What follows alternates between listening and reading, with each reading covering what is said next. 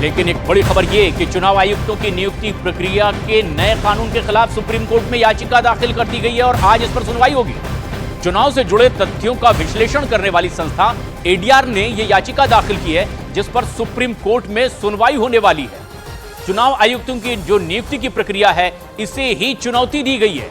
दरअसल एडीआर ने यह याचिका सुप्रीम कोर्ट में दाखिल की है और 2 चुनाव आयुक्तों की नियुक्ति कल हो चुकी थी और उसके बाद इस पूरी प्रक्रिया पर सवाल खड़े किए गए और मामला सुप्रीम कोर्ट में पहुंचा है।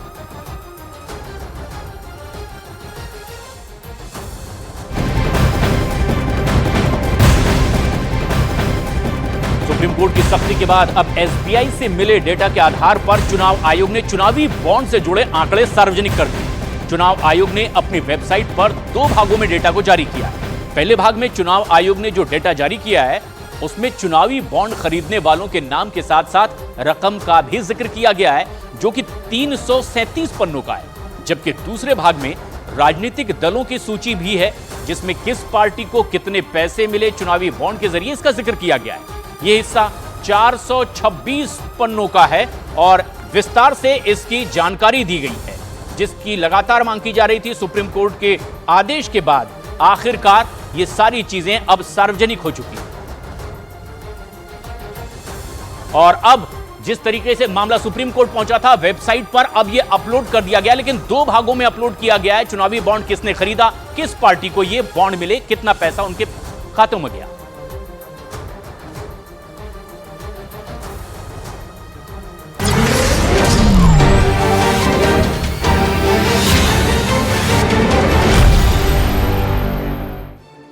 नमस्ते, मैं हूं पंकज भार्गव। सुबह के 8 बजे हैं, आप देख रहे हैं मॉर्निंग प्राइम, खबरों की दुनिया का ऐसा तूफानी बुलेटिन जो आपको देगा हर खबर की इनसाइड स्टोरी, जो आपको दिखाएगा खबरों का सच्चा और सटीक एंगल। इसीलिए जुड़े रहिए न्यूज 18 के साथ, क्योंकि मॉर्निंग प्राइम में हम आपके लिए लेकर आए हैं वो खबरें जो डालती हैं आप पर सीधा असर। खबरों पर होगी विस्तार से चर्चा। हमारे साथ हमारे रिपोर्टर होंगे, वरिष्ठ पत्रकार होंगे, जो देश की राजनीति, देश की पॉलिटिक्स पर रखते हैं बारीक नजर। तो शुरू करते हैं मॉर्निंग प्राइम। सबसे पहले आपको दिखाते हैं आज की सुपर 10 खबरें।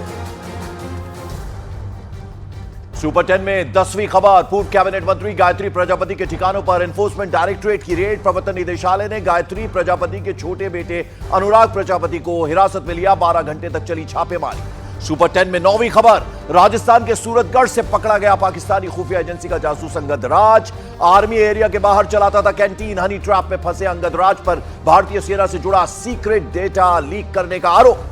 सुपर 10 में 8वीं खबर, इलेक्शन कमीशन ऑफ इंडिया ने चुनावी बॉन्ड से जुड़ा डेटा किया सार्वजनिक। सुप्रीम कोर्ट के आदेश के बाद एसबीआई के चुनावी बॉन्ड के डेटा को जारी किया गया। 7वीं खबर, चुनाव आयुक्तों की नियुक्ति प्रक्रिया के नए कानून के खिलाफ सुप्रीम कोर्ट में दाखिल याचिका पर आज सुनवाई। चुनाव से जुड़े तथ्यों का विश्लेषण करने वाली संस्था एडीआर ने दाखिल की है यह याचिका। सुपर 10 में 6ठी खबर, पश्चिम बंगाल की सीएम ममता बनर्जी के सिर पर गंभीर चोट लगने के बाद हॉस्पिटल से मिली छुट्टी। पीएम मोदी ने एक्स हैंडल पर ममता बनर्जी के जल्द स्वस्थ होने की कामना की। सुपर 10 में 5वीं खबर, पश्चिम बंगाल में और मजबूत होगा बीजेपी का खिला। टीएमसी छोड़ने वाले 2 कद्दावर नेता अर्जुन सिंह और दिव्येंदु अधिकारी आज बीजेपी में होंगे शामिल। शुभेंदु अधिकारी के भाई हैं दिव्येंदु अधिकारी। सुपर 10 में 4थी खबर, बिहार में सीट शेयरिंग पर महागठबंधन में छिड़ा संग्राम। आरजेडी की जिद की वजह से अब तक साफ नहीं हुई है तस्वीर। कांग्रेस 15 सीटों पर अड़ी है, आरजेडी 8 से 9 सीटों पर ही करना चाहती है समझौता।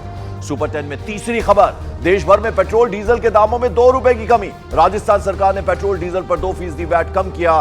राज्य में 5 रुपए तक घटे पेट्रोल और डीजल के दाम। सुपर 10 में दूसरी खबर, दक्षिण भारत में पीएम मोदी आज से शुरू करेंगे धुआंधार प्रचार की शुरुआत। 2 दिन में 5 राज्यों का दौरा। कन्याकुमारी से आरंभ होगा दक्षिण विजय अभियान। और सुपर 10 की पहली खबर, न्यूज 18 के मेगा ओपिनियन पोल में एनडीए 400 के पार। मोदी की अगुवाई वाले एनडीए को 411 सीटें, तो इंडिया गठबंधन को 105 सीट मिलने के आसार।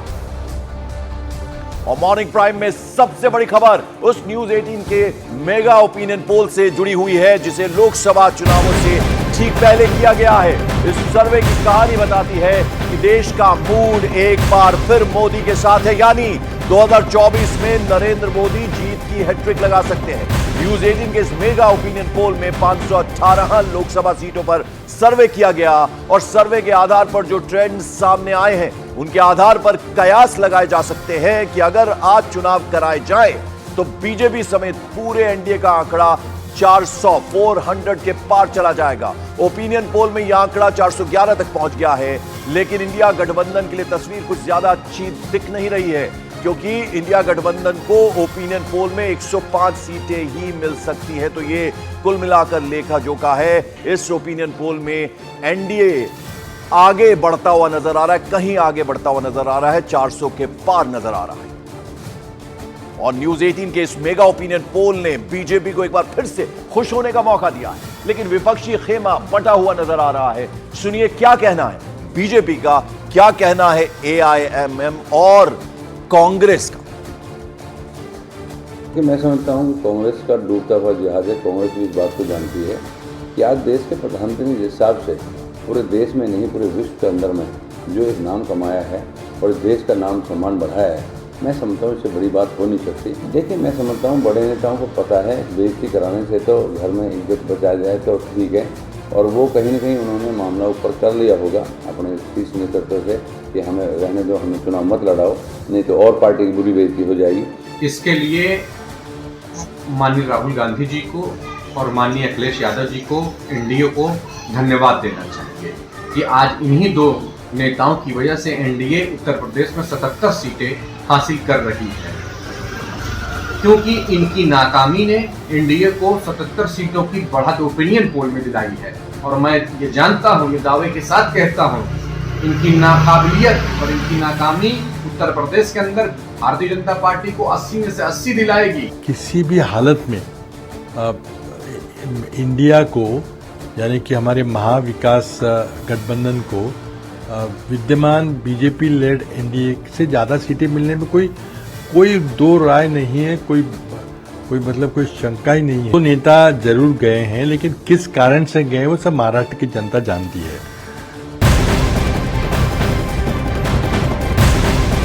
और वैसे अगर पार्टियों के हिसाब से देखें तो न्यूज 18 इंडिया के इस ओपिनियन पोल में बीजेपी सबसे बड़ी पार्टी के तौर पर उभरती हुई दिख रही है। बीजेपी अकेले 350 सीटें जीत रही है, जबकि एनडीए की बाकी पार्टियों को 61 सीटें मिलती हुई दिख रही हैं। लेकिन कांग्रेस के लिए अच्छी खबर नहीं है। इस मेगा ओपिनियन पोल में कांग्रेस 50 का आंकड़ा भी छूती नहीं दिख रही है। सर्वे में कांग्रेस को 49 सीटें यानी 49 सीटें मिलने के आसार हैं।